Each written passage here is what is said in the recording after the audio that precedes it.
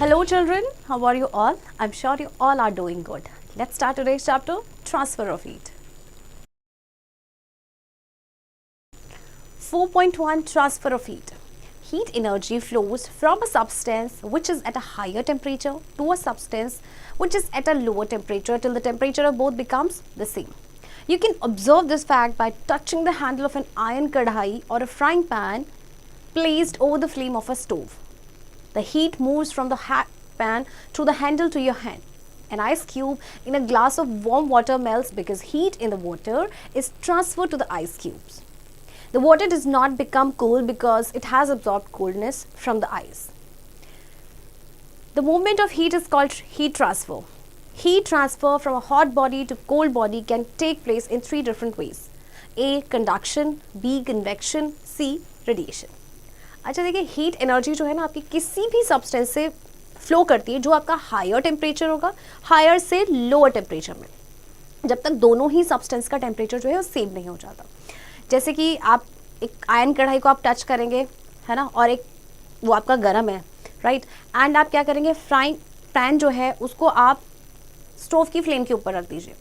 तो जो हीट है वो हॉट पैन से जो आपका हैंडल है उसके हैंडल से हमारे हैंड तक वो हीट मूव करेगी. आइस क्यूब अगर आपके ग्लास है, ग्लास ऑफ वार्म वाटर, उसमें वो मेल्ट होना शुरू हो जाएगी क्योंकि जो हीट है ना वाटर की वो ट्रांसफ़र हो जाएगी आइस क्यूब तक. अब जो मूवमेंट होता है हीट का उसे हम कहते हैं ट्रांसफ़र, हीट ट्रांसफ़र. और हीट ट्रांसफ़र किसी भी हॉट बॉडी से कोल्ड बॉडी में 3 डिफरेंट वेज में होती है, जो है आपके conduction, convection and radiation. 4.2 conduction.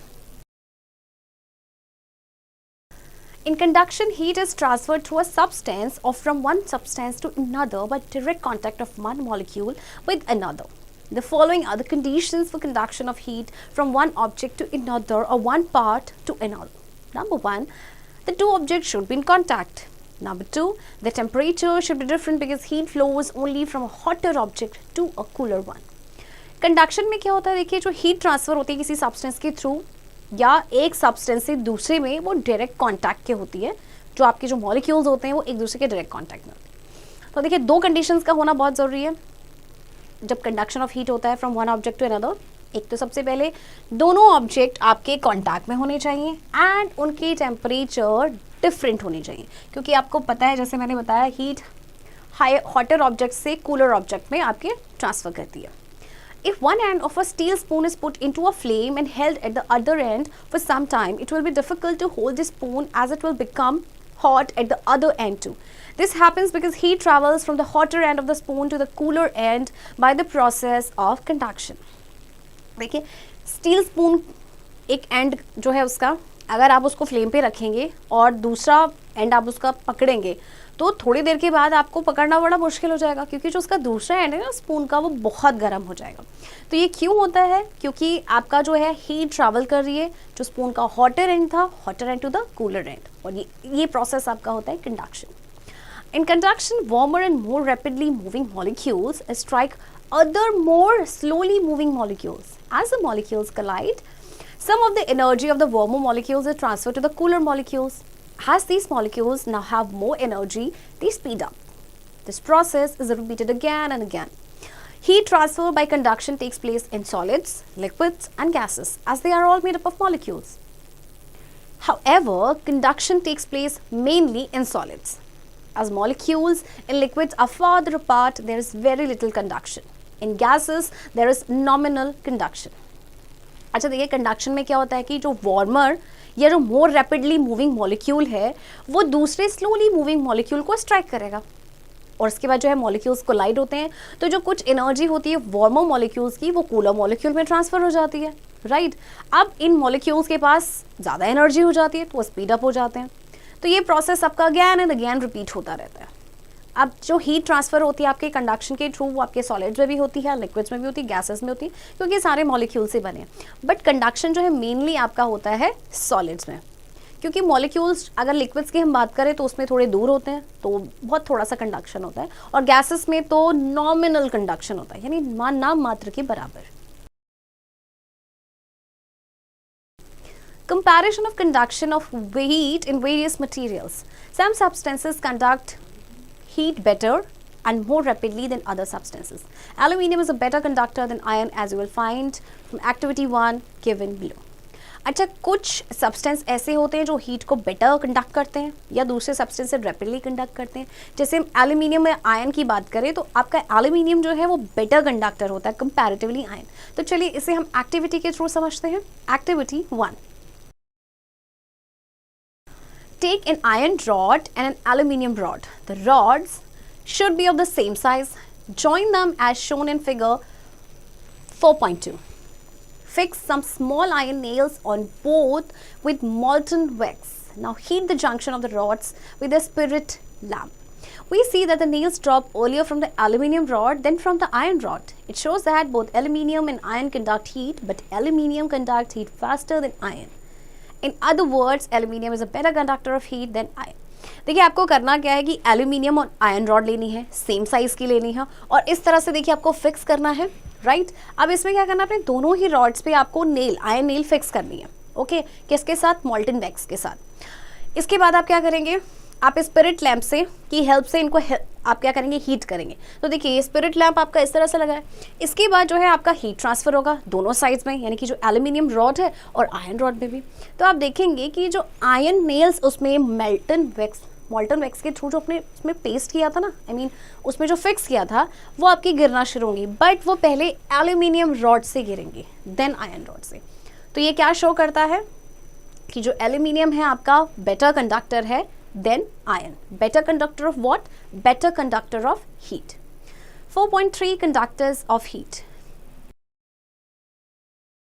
We can hold one end of a sheet of paper in our hand even if the other end is burning, because heat is not conducted through the paper to our hand.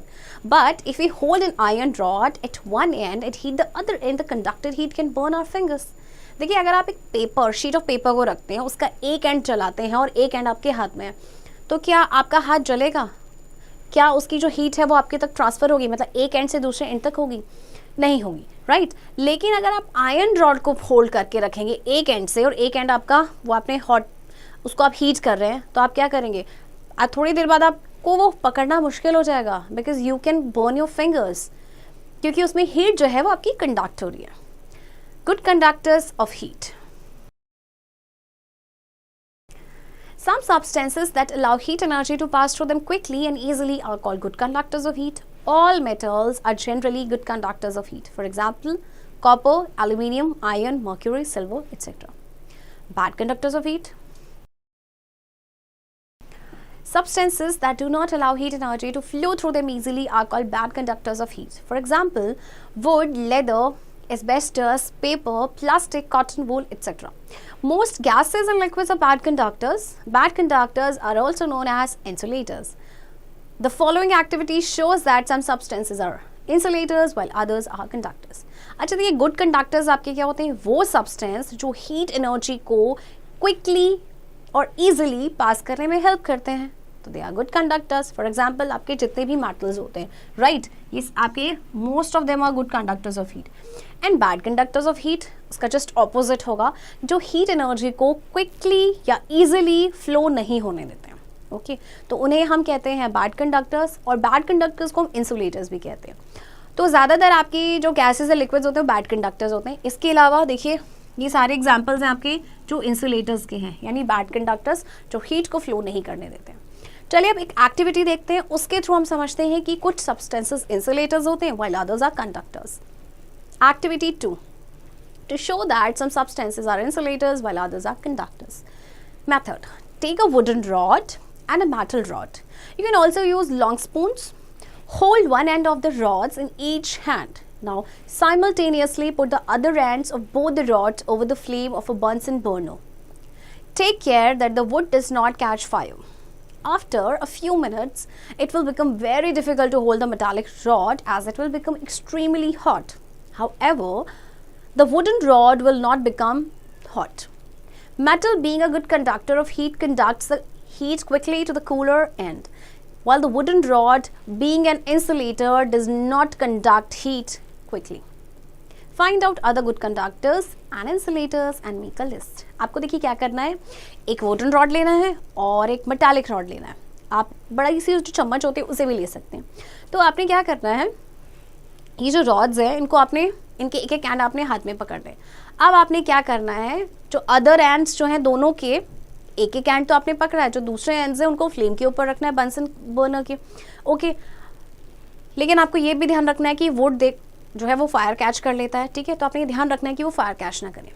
कुछ minutes के बाद आप देखेंगे कि जो आपने metallic rod पकड़ी हुई है या जो आपने स्पून लिया है मेटालिक रॉड की जगह, उसको पकड़ना बहुत मुश्किल हो जाएगा क्योंकि वो बहुत गर्म हो चुका होगा। हालांकि जो वुड रॉड है वो हॉट नहीं होगा। तो देखिए मेटल क्योंकि गुड कंडक्टर होते हैं हीट के, तो हीट को क्विकली कंडक्ट करते हैं कूलर एंड तक, जबकि wooden rod is an insulator, right, तो क्या करेगा, हीट को क्विकली कंडक्ट करेगा ही नहीं। Applications of conductors and insulators. देखिए अब आपने अभी आपको कंडक्टर्स और इंसुलेटर्स के बीच का डिफरेंस पता चला। अब देखते हैं इनकी एप्लीकेशंस, इन्हें कहाँ कहाँ यूज़ किया जाता है।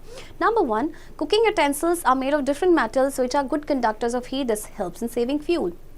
Number 2, birds flap up their feathers in winter to stay warm. The air trapped inside the feather acts as an insulator. Number 3, in winters, one may find 2 thin woolen sweaters better than 1 thick sweater. The air trapped between 2 sweaters act as an insulator and does not allow the body heat to escape. अच्छा देखिए, cooking utensils होते हैं ना आपके, वो different metals के बने होते हैं, वो भी वो जो गुड कंडक्टर्स ऑफ हीट होते हैं। इससे क्या होता है कि फ्यूल सेव हो जाता है, राइट। बर्ड्स क्या करते हैं, विंटर्स में वार्म रहने के लिए अपने फेदर्स को फ्लफ करते हैं, तो जो एयर ट्रैप्ड होती है फेदर्स के अंदर वो इंसुलेटर की तरह काम करती है। अच्छा, विंटर्स में क्या होता है कि आप देखेंगे अगर आपने 2 पतले पतले स्वेटर पहने ना, उससे आपको ज़्यादा वार्मथ मिलती है कंपैरेटिवली एक थिक स्वेटर की, क्योंकि जो 2 स्वेटर्स के बीच में जो एयर ट्रैप्ड होगी ना, वो इंसुलेटर की तरह काम करेगी और बॉडी हीट को एस्केप नहीं होने देगी। 4.4 convection. Heat travels through liquids and gases by the process of convection. When a liquid or a gas is heated, some molecules begin to move faster and farther apart. This results in a decrease in the density of that part of liquid or gas. That is, the molecules become less closely packed. As it is less dense than the surrounding liquid or gas, the heated portion rises, creating currents that carry heat. Hence, the process by which heat is transmitted in liquids and gases by actual movement of molecules is called convection. अच्छा देखिए, जो heat travel करती है liquids and gases में, वो convection के through करती है। जब कभी भी लिक्विड या गैस को हीट किया जाता है तो कुछ जो मॉलिक्यूल्स होते हैं वो बहुत फास्टर मूव करने लगते हैं, ओके, और फास्टर मूव करेंगे तो वो दूर हो जाते हैं। इससे क्या होता है कि एक डिक्रीज हो जाता है डेंसिटी में, उस पार्ट लिक्विड के उस पार्ट में या गैस के उस पार्ट में। तो जो मॉलिक्यूल्स होते हैं, यानी कि अब मॉलिक्यूल्स क्या हो गया, वो लेस क्लोजली पैक्ड हो गए। अब क्योंकि ये लेस डेंस है देन द सराउंडिंग लिक्विड या गैस, तो जो हीटेड पोर्शन है वो राइज होता है, जिससे कि करंट्स क्रिएट होते हैं जो हीट को कैरी करते हैं। तो इसीलिए ये जो प्रोसेस होता है जिसमें हीट ट्रांसमिट होती है इन लिक्विड्स एंड गैसेस में, इसमें होती है आपकी by actual movements of molecules and which is known as convection. Activity 3, to show convection in liquids. चलिए अब एक्टिविटी 3 में हम पढ़ते हैं कि कन्वेक्शन कैसे होता है लिक्विड्स में। Method: take a beaker and fill it half with water. Drop some crystals of potassium permanganate in it. Now heat the flask. We see the colored solution rising from potassium permanganate, reaching the top, bending to sides and coming down. This movement is called convection current. The water at the bottom becomes warmer and lighter and rises to the top. Cooler water, which is comparatively heavier, comes down from the sides to replace it until it too is heated and rises. Thus, heat is transferred from the hot bottom of the beaker to the cooler top by the actual movement of the water itself. देखिए आपको करना क्या है, एक आपको beaker लेना है, उसमें हाफ वाटर उसमें फिल कर देना है। अब कुछ क्रिस्टल्स लेने हैं पोटेशियम परमैंगनेट के, इस फ्लास्क को हीट करेंगे, फिर जो कलर्ड सोल्यूशन होगा ना पोटेशियम परमैंगनेट का, इट विल राइज, ठीक है, एंड ये कहाँ पे पहुँचेंगे, टॉप पे पहुँचेंगे, bending two sides and coming down. देखिए ये इस तरह से पहले ऊपर पहुंचेंगे, देन बेंड होके इस तरह से, देन ये वापस नीचे आएंगे, राइट। तो जो वाटर होगा बॉटम में, तो आपका ये जो मूवमेंट है ये आपका कन्वेक्शन करंट है। तो वाटर जो होगा आपका बॉटम में वो आपका वार्मर हो जाएगा और लाइटर होगा, और लाइटर होगा तो it will rise to the top. फिर जो कूलर वाटर है जो कंपैरेटिवली हैवियर है, ऑब्वियसली वो इट कम्स डाउन, वो नीचे आता है साइड से और उसको रिप्लेस करता है जब तक कि ये हॉट हो जाए, हो ना, इतना हीट हो जाए कि आपका वो ऊपर उठे। देन जो हीट है वो ट्रांसफर होती है आपकी hot bottom of the beaker to the cooler top, और ये कैसे होती है? By the actual movement of water itself. Activity 4 to show convection in gases. चलिए, तुमने बात की थी कन्वेक्शन इन लिक्विड्स की, अब बात करते हैं convection in gases. Method: take a covered box made of cardboard, make 2 holes in its cover, fit 2 small plastic tubes in the 2 holes, they will work as chimneys. Place a lighted candle under hole A, that is inside the box, and hold a burning incense stick above hole B. You will see that the smoke from the incense stick or agarbatti enters through hole B and leaves through A. आपको देखिए covered box लेना है जो आपका cardboard से बना होगा, उसमें 2 होल्स बनाने हैं, ओके, और उसको कवर कर देना है। अब आपने 2 प्लास्टिक ट्यूब्स को उन होल्स में फिक्स करनी है, वो एक चिमनी की तरह वर्क करेंगे। फिर आपने लाइटेड कैंडल आपने लेके जानी है under whole A, this is your whole A, तो यहाँ पे आप क्या लेके जाएंगे? कैंडल को, यानी बॉक्स के इनसाइड। एंड फिर एक बर्निंग इंसेंस स्टिक यानी अगरबत्ती को आप रखेंगे जो आपका होल बी है ना, दिस वन, जस्ट उसके अबव। तो आप देखेंगे जो स्मोक है इंसेंस स्टिक का वो एंटर कर रहा है होल बी से एंड वो बाहर आपका निकल रहा है through a. Applications of convection currents. Number 1, ventilation. The air we breathe out is warmer and lighter and so rises up. The stale and warm air goes out through the ventilators made at sufficient height. To occupy its place, fresh colder air enters the room through doors and windows. अच्छा देखिए, जब हम air breathe out करते हैं वो warmer होती है आपकी, राइट? वार्मर होती है तो लाइटर होती है, लाइटर होगी तो इट विल राइज अप। अब उसकी जगह कौन आएगा?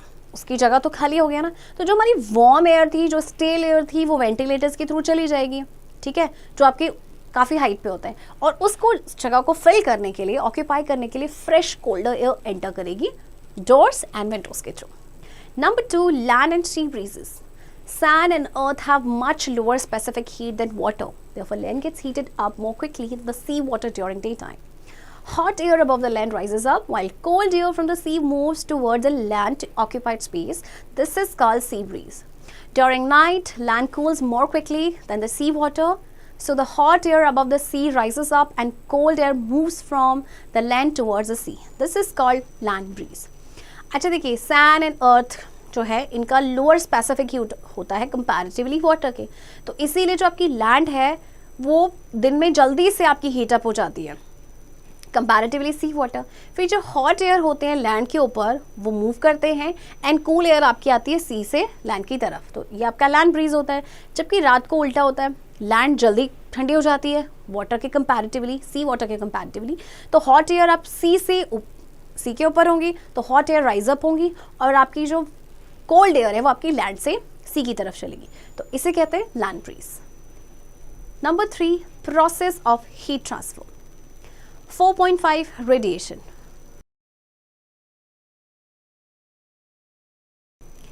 Radiation is the process of heat transfer in the form of infrared rays. When heat energy is transferred through space, radiation takes place. In radiation, heat travels in a straight line from the hotter body to the colder one without heating the medium.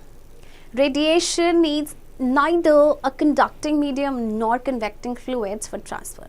It occurs even in vacuum. Heat energy that flows from a hot body to a cold body without heating the medium in between is called radiant heat. अच्छा देखिए, radiation का जो आपका process है इसमें heat transfer होती है infrared rays की फॉर्म में। तो जैसे आपकी हीट एनर्जी ट्रांसफर होती है आपके स्पेस के थ्रू, तो रेडिएशन होता है। रेडिएशन में हीट जो है वो ट्रैवल करती है स्ट्रेट लाइन में हॉटर बॉडी से कोल्डर वन में, और बिना मीडियम को हीट किए, ठीक है। तो रेडिएशन को ना ही कंडक्टिंग मीडियम की ज़रूरत होती है, ना ही कन्वेक्टिंग फ्लूइड्स की ज़रूरत होती है ट्रांसफ़र के लिए, ये आपका वैक्यूम में भी हो जाता है, ठीक है। तो जो हीट एनर्जी आपकी हॉट बॉडी से कोल्ड बॉडी में फ्लो करती है विदाउट हीटिंग द मीडियम, उसे कहा जाता है radiant heat. Each hot object transfer heat by radiation, whether it is solid, liquid or gas. It lets out heat rays to the surrounding just as a bulb or a candle lets out light rays. This is how we receive heat from the sun. देखिए जितने भी hot objects है ना, वो heat को transfer करते हैं radiation के थ्रू, चाहे वो सॉलिड्स हो, चाहे लिक्विड्स हो, चाहे वो गैसेस हो, राइट। तो ये क्या करते हैं, जैसे कि जो हीट रेज होती है वो सराउंडिंग में उसको लेट आउट करते हैं, जैसे कि बल्ब या कैंडल जो है वो लाइट रेज को लेट आउट करते हैं। तो इसी प्रोसेस से, रेडिएशन के प्रोसेस से हमें जो सन की रेज है ना, सन की जो हीट है वो रिसीव होती है। Amount of heat absorbed by a body depends upon the distance between it and the source of radiation. The planets that are farther away from the sun than the earth receives less heat radiation from the sun than the earth. Thus, these planets, Mars, Jupiter, Saturn, Uranus, Neptune, are colder than the earth. Mercury and Venus, being nearer to the sun than the earth, are hotter. Black and dull surfaces are better absorbers of heat. They are also good radiators of heat. Shining, polished or white surfaces are bad absorbers of heat, hence they are also bad radiators of heat.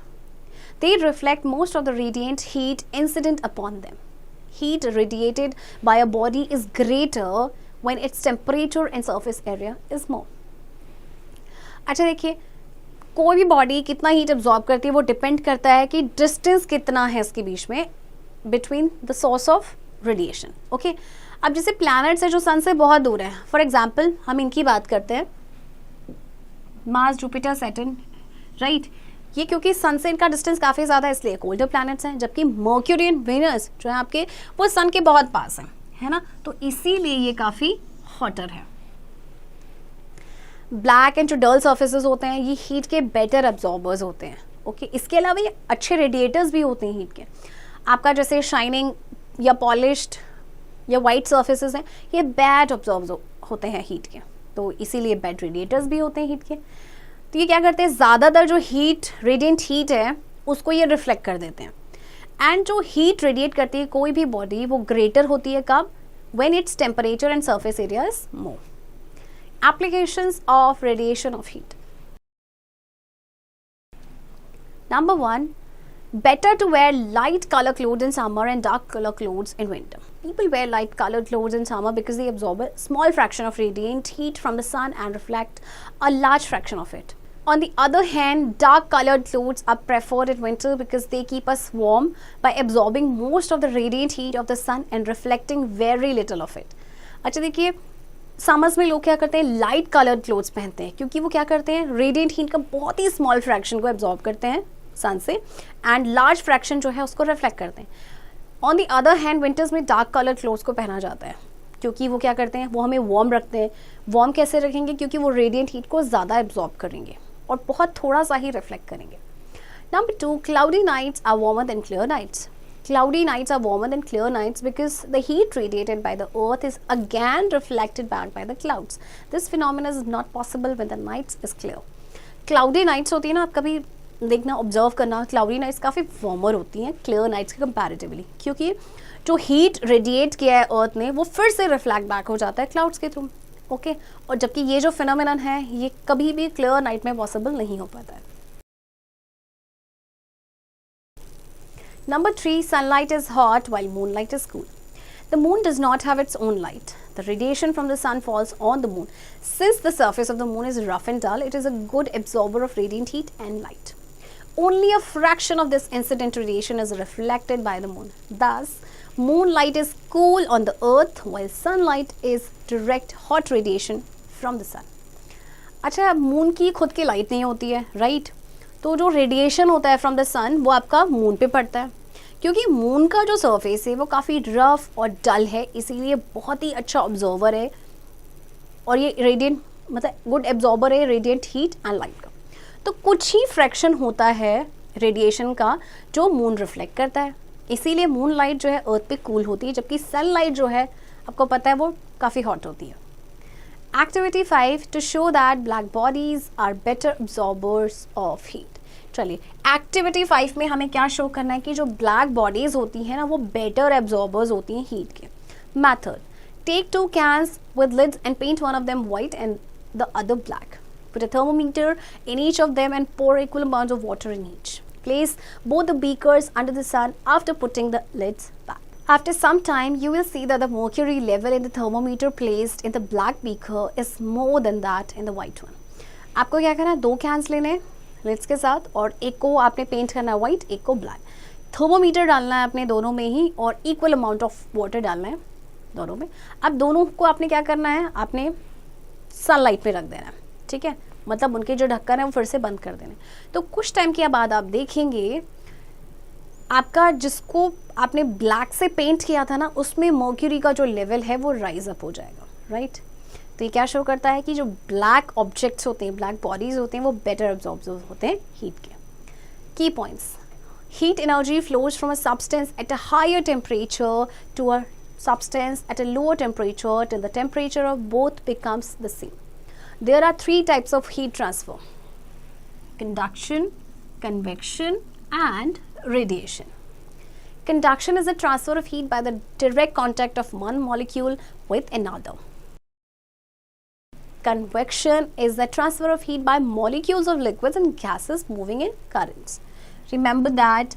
And radiation is a process of heat transfer in the form of infrared light. Children, I hope आपको ये chapter समझ आया होगा, and इस chapter की practice अब आप खुद से करेंगे.